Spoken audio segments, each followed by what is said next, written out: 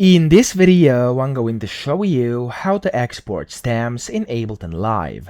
Now to do this, first you want to select the export range. So make sure you are in the arrangement view. If you're not, click on the top right over here to open the arrangement view.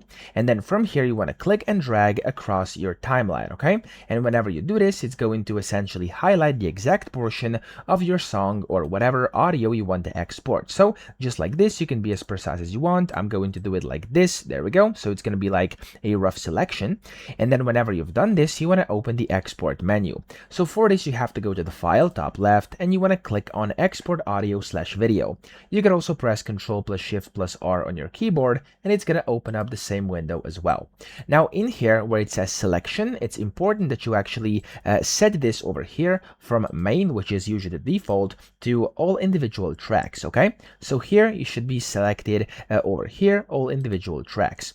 Now over here you can select the start and length as well, and now we have things like rendering options in here as well. Okay, so what we're gonna do here is turn off normalize, which is this one, so make it turn off, and then render as loop should also be turned off, and then where it says convert to mono over here, this should also be turned off. Now over here you want to go to the bottom where it says dither or dither, and you want to click on no over here. So the first one, we want none of this.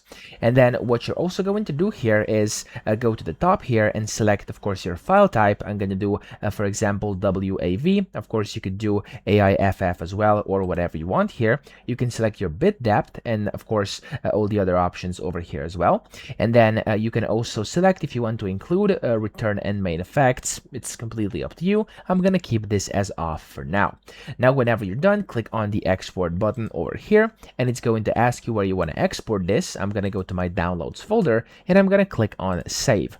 Now, whenever you do this, it's going to start exporting a bunch of things, and there we go. Your stamps have actually been exported. Okay, so if you now go to your folder, wherever you saved them, you'll be able to find all the stamps in there. So I hope this video helped you out. If it did, please subscribe to the channel and help me out as well.